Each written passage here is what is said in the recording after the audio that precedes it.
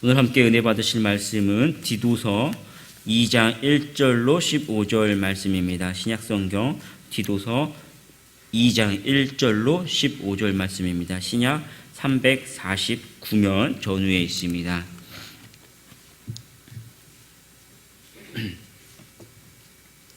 신약성경 디도서 2장 1절로 15절 말씀 함께 천천히 합독하도록 하겠습니다.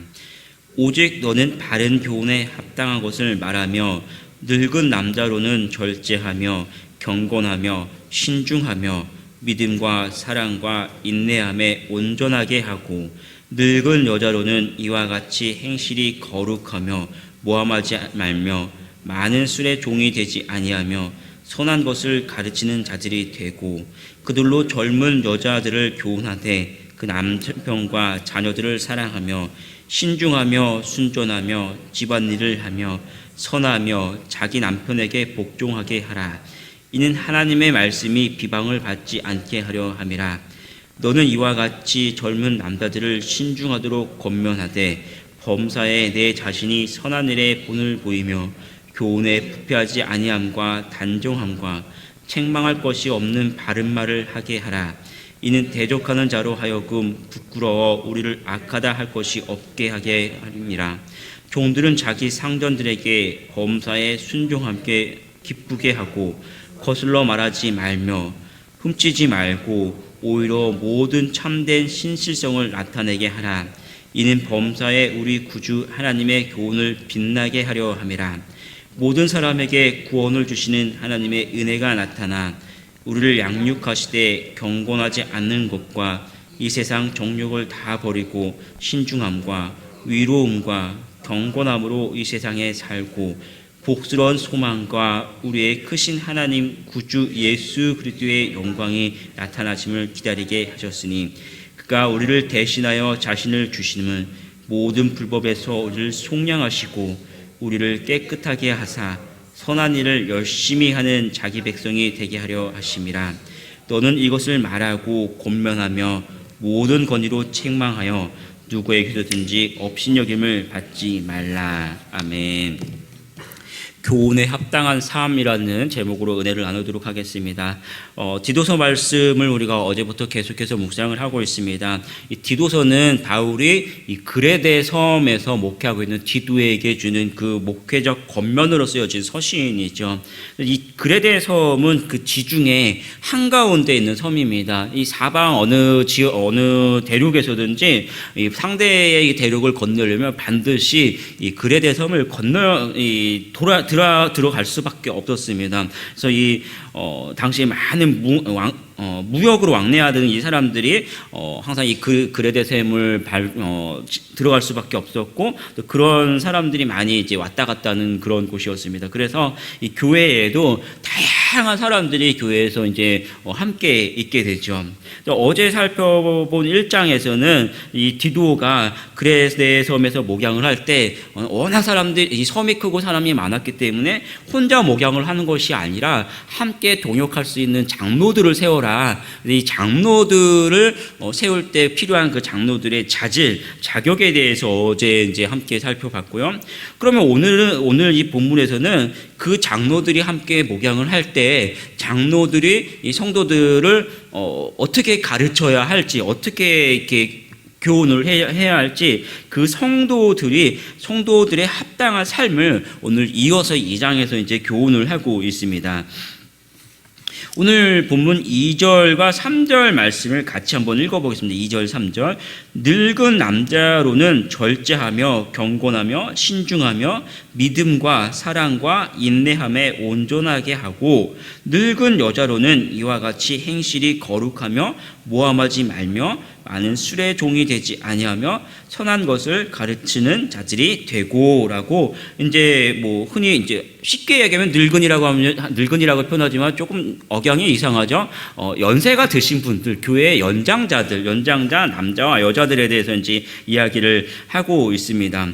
특별히 이 2절에 보면 늙은 남자에 대해서 이제 교훈을 하는데 그들의 성품에 대해서 보면은 절제하며 경건하며 신중하며라고 이야기합니다. 그러니까 얼핏 보면 절제와 경건과 신중이라는 것은 도덕적인 성품을 이야기하죠. 일반적인 이 늙은 남자, 나이 든 남자들은 절제할 줄 알고 경건하고 신중하는 이런 도덕적인 성품을 갖춰야 하는데, 좀 가만히 살펴보면 그런 도덕적인 성품과 함께, 그것을 이야기하는 것이 아니라 함께 믿음과 사랑과 인내함에 온전하게 하고라고 하는 우리 기독교 신앙의 아주 핵심적인 그 세 가지 성품을 같이 이야기하고 있습니다. 그러니까 다시 보면은 이런 이 나이 든 남자들의 성품은 어떤 일반적인 도덕적인 성품을 요구하는 것이 아니라 믿음과 사랑과 인내, 우리의 신앙이 자라가면서, 이들은 이제 나이가 있었던 것이죠.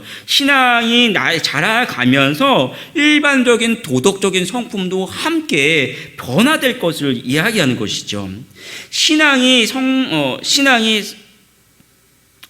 성장은 이 성품을 변화하도록 되어 있어요. 신앙만 성장하는 것이 아니라 신앙이 성장했기 때문에 이 도덕적인 성품도 같이 변화하게 되어 있는 것이죠. 신앙만 성장하는 사람은 어떻게 세상 사람들이 바라보겠습니까? 아닌 것이죠. 신앙이 성장하며 함께 도덕적인 성품이 변화되는 것을 이야기하는 거예요.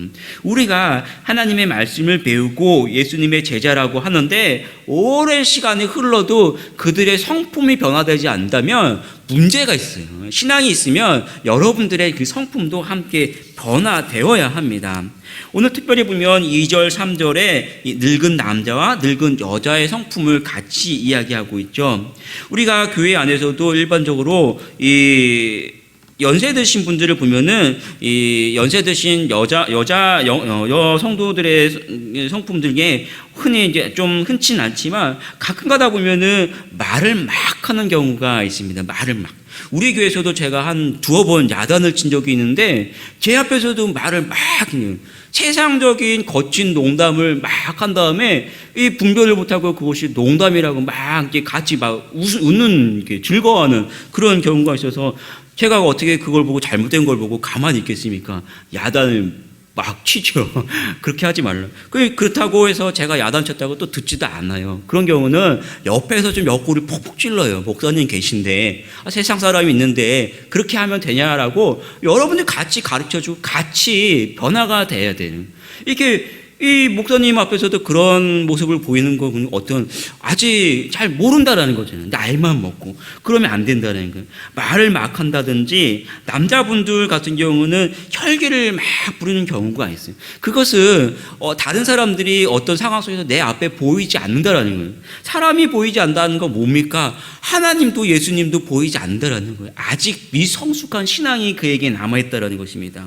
그런 것을 가지고 뭐 옆에 사람이 이제 뭐 말린다고 해서 뭐 한다고 해서 잘 다듬어지지 않는 것이 현실적인 것이죠. 이 말씀을 들을 때 그런 분 자체가 내가 변화되어야 한다. 이거 내게 있어서 남아있는 성품이 돼서는 안 되는구나라고 깨닫고 스스로만 자꾸 변화되려고 하고 고치려고 하고 닮아가려고 몸부림치고 그런 모습을 우리가 가지고 있어요. 내가 신앙이 있으면 신앙이 있고 내 신앙이 시간 세월이 흘러가면 그만큼 말씀에 따라서 성품이 변화되어 가야 하는 거예요. 자기 자신을 다스릴 줄 알아야 합니다. 우리의 성품은 누구를 닮아야 합니까? 그리스도의 온유한 성품을 닮아야 하고 여러분의 성품으로 또 여러분의 얼굴로 여러분의 말로 여러분 가족에게 여러분 이웃에게 하나님의 온유한 성품을 보여주어야만 합니다. 4절에서 6절 말씀 같이 한번 읽어보겠습니다. 4절에서 6절.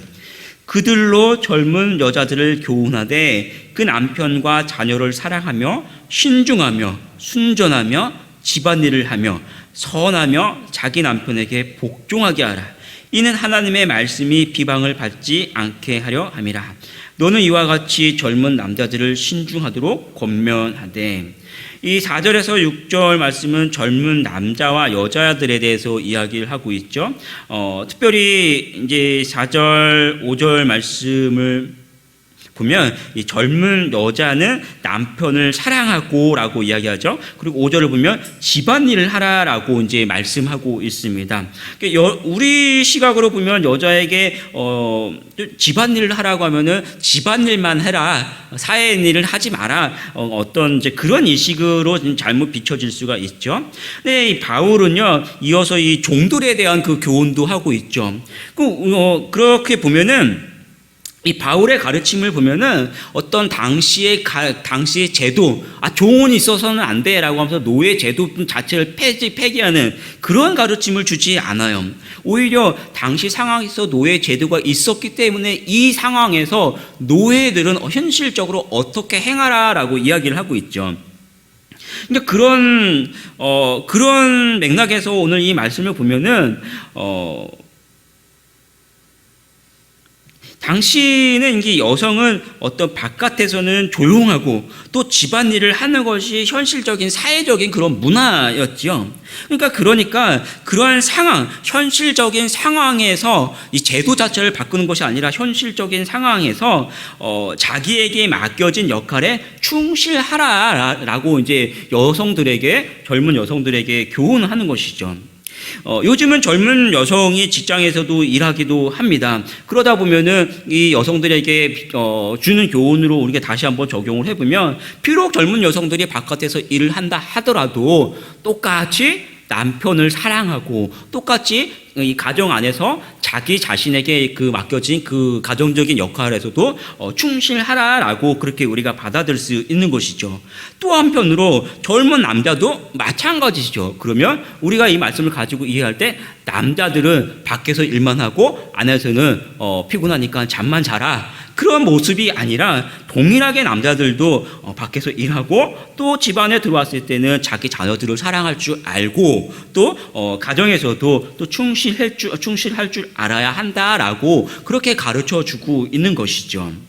그러니까 이 말씀을 보면 우리가 그리스도인의 성품으로 보면은 사회적인 모습과 또 성품과 또 가정 안에서 자기의 아내와 배우자와 또 자녀들 안에서 또 이 가정적인 역할 안에서도 충실하고 그들에게 존경받을 수 있는 그런 사람이 되어야 합니다. 9절과 10절 말씀을 같이 한번 읽어보겠습니다. 9절 10절. 종들은 자기 상전들에게 범사에 순종하여 기쁘게 하고 거슬러 말하지 말며 훔치지 말고 오히려 모든 참된 실실성을 나타내게 하라. 이는 범사에 우리 구주 하나님의 교훈을 빛나게 하려 함이라. 이 종이 있었죠. 당시에는 이 종의 근성이 어떻습니까? 어차피 자기의 몫은 없었으니까 그냥 되는 대로 얻어맞지만 않으면, 뭐라고 때리지만 않으면 대충 하면 되고 또 마지 못해 하는 것이 종의 근성이죠. 그러나 성경은 종들에게 상전에게 순종하고 또 신실할 것을 오늘 말씀해 보면 이야기하고 있습니다. 왜 그렇습니까? 그 모습을 통해서 상전들이, 이 신실한 종의 모습을 통해서 상전들이 하나님의 그 모습을 볼 수 있기 때문입니다. 그 상전들이 어디에 가서 하나님의 복음을 듣고 또 하나님의 신실함을 볼 수 있습니까? 상전들은 종을 통해서 보게 되는 것이죠. 예수님은 하나님이시지만 자신을 비워 종의 형체로 우리에게 오셨다라고 말씀하십니다. 우리는 예수님을 통해서, 우리의 주인 되신 예수님을 통해서 그 하나님의 신실하심을 받죠. 또 바울도 자신을 그리스도의 종이라고 모든 서신마다 계속해서 우리에게 가르쳐 주었습니다. 예수님이 종이 되셨고 바울이 종이 되어 우리를 섬겨 주었기 때문에 우리가 복음을 듣고 오늘 하나님의 백성으로 이 자리에 나와서 하나님께 예배 드리고 있습니다. 우리 시대의 직장에서 우리가 종은 아니죠. 또 똑같은 인격체입니다. 그러나 종은 아니지만 직원의 자리에 있습니다. 직원은 내 사업이 아니기 때문에 돈만 받으면 되죠. 그냥 그 돈 받는 만큼만 하면 된다라고 흔히들 생각합니다. 그러나 하나님의 종으로 우리가 그 자리에 있음을 우리도 기억해야 합니다. 우리가 하나님의 종으로 그 자리에 있다면 우리의 고용주 또 상관에 대해서 순종할 줄 알고 또 모든 태도에서 신실할 때 그들은 우리를 하나님의 종으로 보기 시작합니다. 그리고 여러분들을 통해서 하나님의 신실함을 보게 되는 것이죠. 그리고 우리의 신실함으로 그들이 하나님께 돌아오게 되는 거예요. 그들이 누구를 통해서 하나님의 신실함을 봅니까? 세상 다른 곳에서 가서 하나님의 신실함을 볼 수 없어요. 매일 보는 여러분이 신실할 때, 하나님은 신실하시구나. 하나님은 하나님의 말씀대로 우리를 사랑하시는구나 라고 보고 그 모습을 통해서 하나님께 돌아오게 되는 거예요. 오늘 11절 말씀을 11절에서 14절까지 같이 한번 읽어보겠습니다. 11절에서 14절.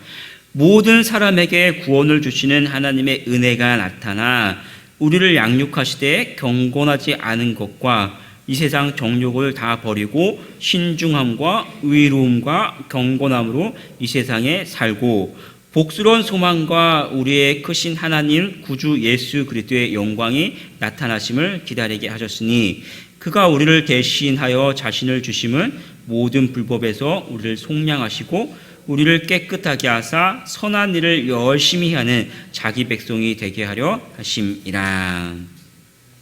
11절을 보면은 하나님께서 우리에게 구원의 은혜를 주셨다라고 말씀합니다. 우리는 은혜를 받은 사람이라는 사실이죠.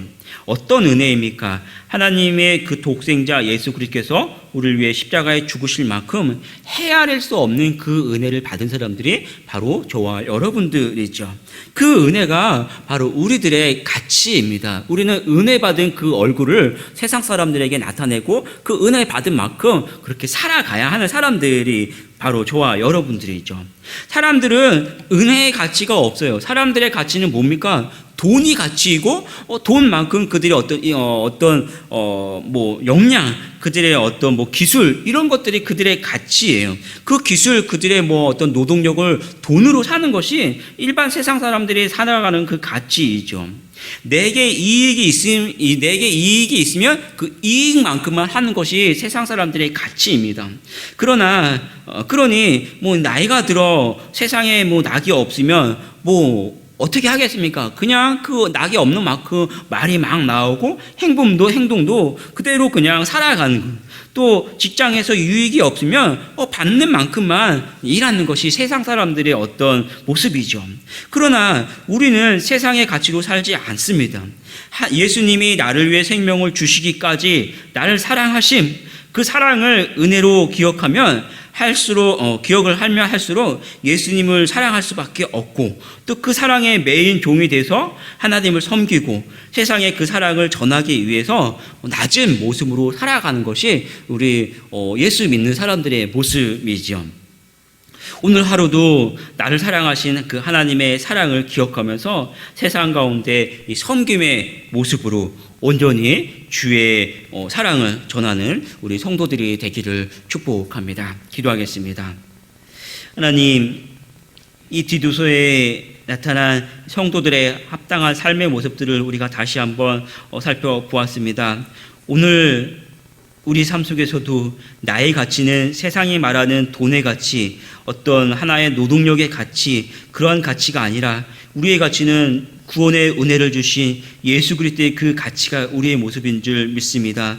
하나님, 주님께서 우리를 얼마만큼 사랑하시고 또 세상을 얼마만큼 사랑하신지 그 모습을 다시 한번 우리가 기억하게 하여 주시고 오늘 세상 가운데 살아갈 때도 주님께서 우리를 사랑하신 그만큼 나도 세상 가운데 합당하며 순종하며 겸손하고 저들을 사랑하는 그 모습으로 다가가고 세상 사람들이 우리를 바라볼 때 하나님의 신실하심과 은혜로우신 그 모습을 바라보며 하나님께 돌아오는 귀한 은혜의 그 날이 될 수 있도록 주님 지키시고 나와 함께하여 주시옵소서. 감사드리며 축복하며 주 예수 그리스도의 이름으로 기도합니다.